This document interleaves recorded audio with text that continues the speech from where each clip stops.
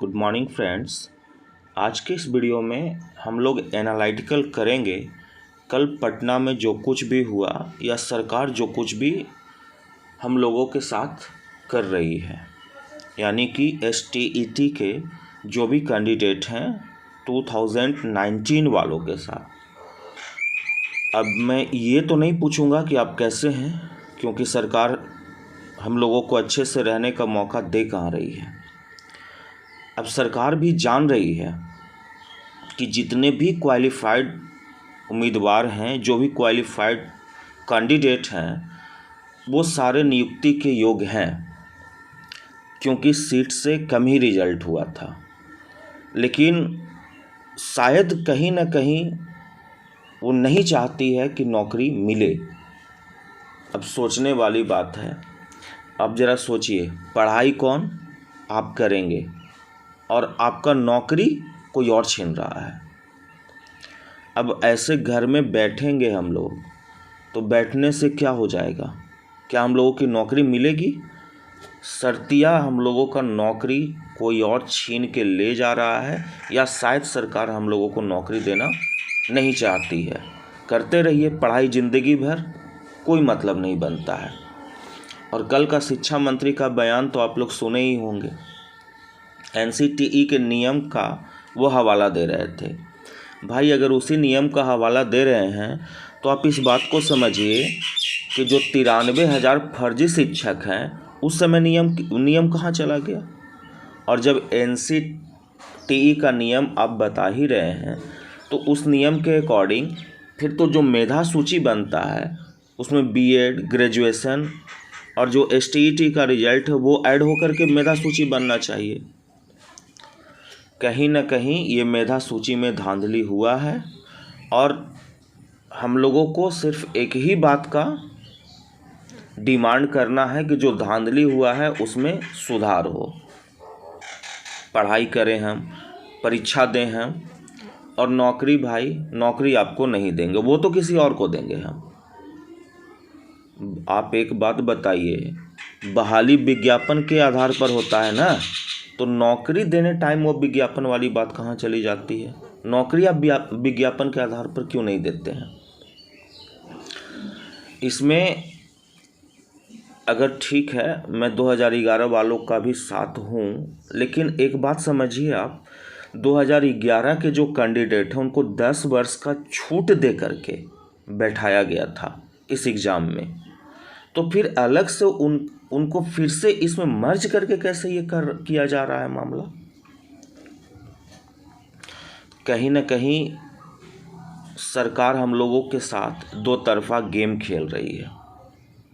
ये जानबूझ के एक गेम हम लोगों के साथ खेला जा रहा है। और जो अब मस्ती कर रहे हैं ना आज मेरिट लिस्ट वाले, ना उनका बहाली होना है और ना ही नॉट इन मेरिट लिस्ट वाले का बहाली होना है। बस कहीं ना कहीं ये सरकार दोनों के साथ गेम खेल जा रही है, ताकि बच्चे आक्रोशित हों, जाएं, कोर्ट कर दें, 2-3 साल के लिए मामला टल जाए। और अगर नहीं कुछ करेंगे तो यही कुछ होगा 2-3 साल, और जब तक आप हाई कोर्ट से सुप्रीम कोर्ट तक मामला जाएगा, तब तक कुछ ना कुछ इधर रिजल्ट आ जाएगा। तो ये कहीं ना कहीं इन सब चीज़ों का गेम लगता है। आपकी क्या राय है, आप ज़रूर बताएंगे। बशर्ते कल पटना में जो बच्चे गए, जो कुछ भी उन्होंने किया, आप सब देखे ही होंगे यूट्यूब चैनल के अलग अलग माध्यम से, है ना।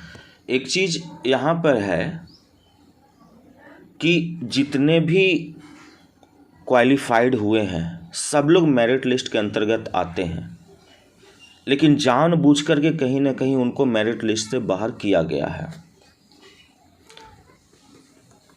अब आज जो कुछ भी कल प्रक्रिया हुआ, उसका आज का जो रिएक्शन आया है आप न्यूज़पेपर में देख सकते हैं। अलग अलग न्यूज़पेपर क्या छापा है आज में। STET में पास पर नहीं मिली मेरिट लिस्ट में जगह, ठीक है। सफल होने वाले के सर्टिफिकेट से हट सकता है मेरिट लिस्ट का जिक्र। अरे भैया, जब हटाना ही था तो आप ये बात पहले क्यों नहीं सोचते हैं? जब लड़ाई हो, जब बच्चे आक्रोशित होंगे, जाएंगे कोर्ट करेंगे, परेशान होंगे, तब आप ये बात लिखेंगे, तब आपका ये बयान आएगा कि सफल होने वाले के सर्टिफिकेट से हट सकता है। पहले भी तो हट सकता था, पहले भी तो ये बात आपको सोचना चाहिए था। STET पास सभी अभ्यर्थी शिक्षक नियुक्ति के पात्र होंगे। जब कल ये रिजल्ट दे रहे थे नॉट इन मेरिट लिस्ट, तब कहाँ था? क्या इंतज़ार कर रहे थे बच्चों को परेशान करने का कि वो आए पटना, दिन भर रैली करे, प्रदर्शन करे, शिक्षा मंत्री के आवास पर दिन भर बैठे, तब शाम को शिक्षा मंत्री आएंगे और अपना जो कुछ भी है वक्तव्य देंगे? बताइए। तो इस तरीक़ा से कहीं ना कहीं ये जो धांधली हो रहा है, इसमें हम लोग को एकजुट हो करके काम करना होगा। अदरवाइज ये कहीं ना कहीं सरकार नहीं चाहती है नौकरी देना। कभी इसके साथ मर्ज कर देना है, कभी उसके साथ मर्ज कर देना है, कभी ये कर देना है, कभी वो कर देना है। इस तरीक़ा से ही टालते रहना है किसी भी वैकेंसी को, और कुछ नहीं होना है। एक एग्ज़ाम के लिए 2 बार तो परीक्षा दे चुके हैं, और उसमें भी परीक्षा कब? जब जून के महीने में कोरोना पीक पर था।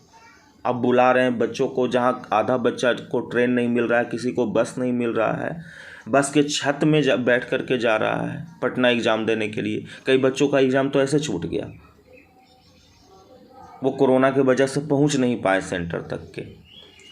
विशेष आपकी क्या राय है? आप ज़रूर देंगे, या किस तरीक़ा का मदद चाहिए हमसे? बीइंग ए यूट्यूबर मैं आपकी ज़रूर हेल्प करूँगा। आप कमेंट सेक्शन में उस चीज़ को लिखें। Thank you for being patently इतना सुनने के लिए। मिलते हैं कुछ नए अपडेट के साथ।